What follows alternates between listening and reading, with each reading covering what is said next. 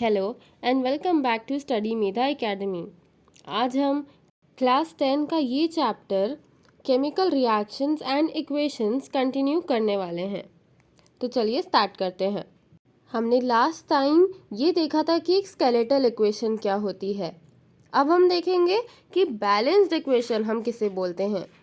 The chemical equation needs to be balanced so that it follows the law of conservation of mass.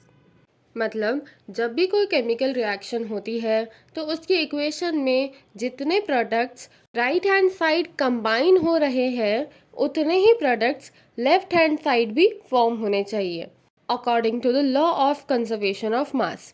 Law of conservation of mass ये बोलता है कि mass can neither be created nor be destroyed, it only gets transformed. तो मतलब जो मास है ना तो हम उसे बना सकते हैं ना तो हम उसे मिटा सकते हैं, वो सिर्फ एक फॉर्म से दूसरे फॉर्म में ट्रांसफ़र होता है। तो केमिकल रिएक्शन में भी जो रिएक्टेंट्स का मास होता है वही मास होना चाहिए प्रोडक्ट्स का भी, तभी हम बोलेंगे कि लॉ ऑफ कंजर्वेशन ऑफ मास सही है। तो इसीलिए एक केमिकल रिएक्शन की या एक केमिकल इक्वेशन की बैलेंस्ड कंडीशन होना बहुत ज़रूरी है।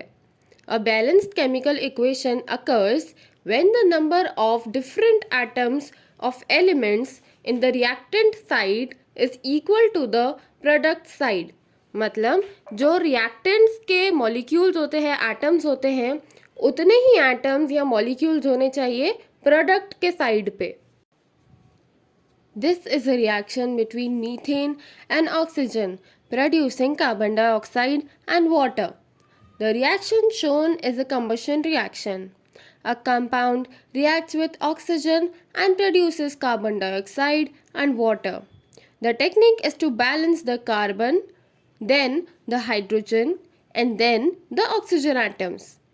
मतलब जैसे यहाँ पे एक वाइट बॉक्स में आपको रिएक्शन लिखी हुई दिख रही है, यहाँ पे प्रोडक्ट्स जो फॉर्म हो रहे हैं और जो यहाँ पे रिएक्टेंट्स कंबाइन हो रहे हैं, उन दोनों को जो वैल्यूज़ है, जैसे कि यहाँ पे एक कार्बन है प्रोडक्ट्स के साइड पे तो एक ही कार्बन है रिएक्टेंट्स के साइड पे, 4 हाइड्रोजन आटम है और 2 ऑक्सीजन आटम है, तो वही प्रोडक्ट्स की साइड पे भी 2 हाइड्रोजन आटम है और 3 ऑक्सीजन के आटम है।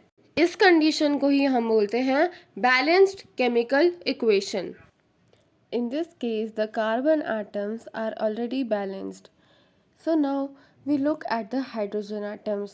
There are 4 hydrogen atoms on the reactant hand side and 2 hydrogen atoms on the product side. To balance them, we put a coefficient of 2 in front of H2O. मतलब यहाँ पे जब हम देखते हैं रॉ इक्वेशन में CH4 plus O2 gives CO2 plus H2O होता है।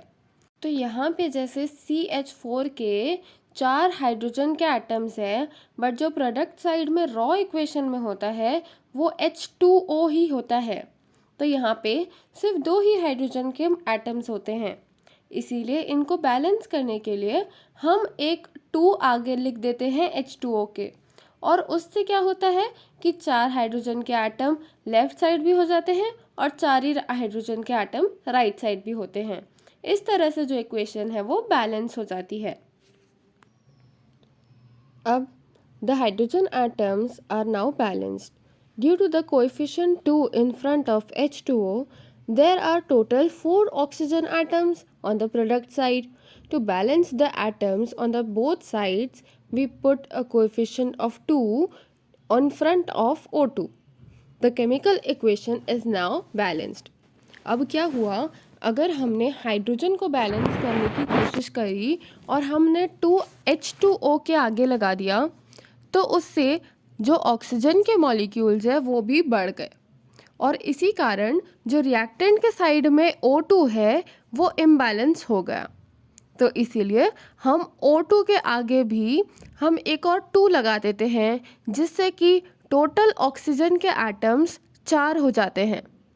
जब हम रिएक्टेंट साइड में देखेंगे तो जो C है वो 1 है और प्रोडक्ट के साइड में भी जो C है अब वो 1 है, और फिर जो H के मॉलिक्यूल्स है वो 4 है और लेफ्ट हैंड साइड भी 4 है।